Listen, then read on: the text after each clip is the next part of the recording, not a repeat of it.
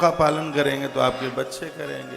पूजा भगवान को आपने बाल्टी में डुबकी लगा दी, आपने धूप बत्ती जला दी, दिया जला दिया, ये ज़्यादा महत्व नहीं रखता। ये तो कर्तव्यम सर्वथा तत्र नियमा सुग्रहेस्तता, पूजा के नियमों को फॉलो कीजिएगा और नियम के साथ में फिर उस पूजन को करें तो पूजा का फल है वो तत्काल प्राप्त होता है।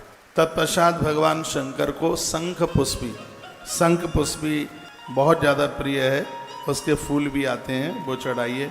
कुसा डाबी जिसे कहते हैं, दूर्वा, धतूरा, मदार, और देखिए फिर इसमें लिखा है तुलसी पत्र।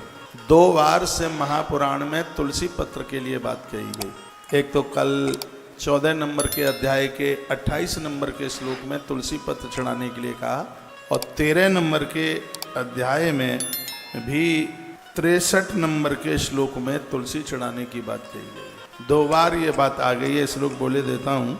लिखा है कुश पुष्पैस धतूरई मंदारई द्रोण संभवई तथाच तुलसी पत्रई बिल्व पत्रई विशेषता। इसमें लिखा है कि तुलसी पत्र और बेल पत्र दोनों एक संग महादेव के ऊपर चढ़ाते हैं।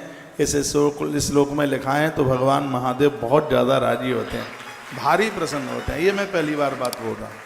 तुलसी पत्र और बेल पत्र दोनों एक साथ चढ़ाई जाए भगवान शिव को।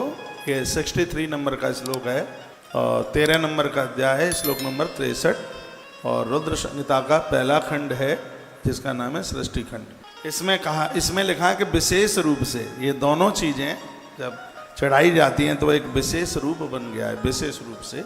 और एक बात इसमें और कह दी गई है कि पूजा में आपको कोई पत्ता फूल कुछ भी नहीं मिलता है, तो वर्णन इसमें किया सर्वा अभावे बिल्व पत्र अर्पणीयम सेवाई भाई। कुछ भी नहीं मिले, सिर्फ बेल पत्र मिल गया है, बेल पत्र महादेव के ऊपर चढ़ा दीजिए, सब चीज़ों की पूर्ति हो जाती है। बेल पत्र मिल गया, सब कुछ मिल गया। ये 64 नंबर के श्लोक में, 64 नंबर के श्लोक में ये बात कही गई है, बिल्व पत्र शिव को समर्पित कर दें। लिखा है कि बिल्व पत्र के अर्पण मात्र से पूजा की सारी विधि संपन्न हो जाती है। ये बात नोट करने के लायक है। वर्णन है इसमें बिल्व पत्रा अर्पणी नहीं व सर्व पूजा प्रसिद्ध्यति, पूजा की संपूर्ण विधि पूरी हो जाती है यदि महादेव के ऊपर आपने बेलपत्र चढ़ा दिया। ये लिखने लायक बात है, जीवन भर कभी इसको भूलना मत। चीज़ें तो बहुत हैं, इतनी चीज़ें महादेव पर चढ़ाने के लिए कमरा भर जाए, पूरा 20 बाई 20 का कमरा भर जाएगा सामग्री के मारे।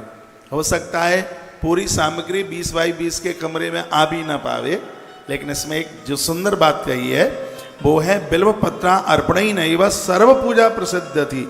जिस समय आप बेलपत्र भगवान महादेव के ऊपर चढ़ा देते हैं तो महादेव के ऊपर पूजा का सिगरा सामान चढ़ गया है समझ।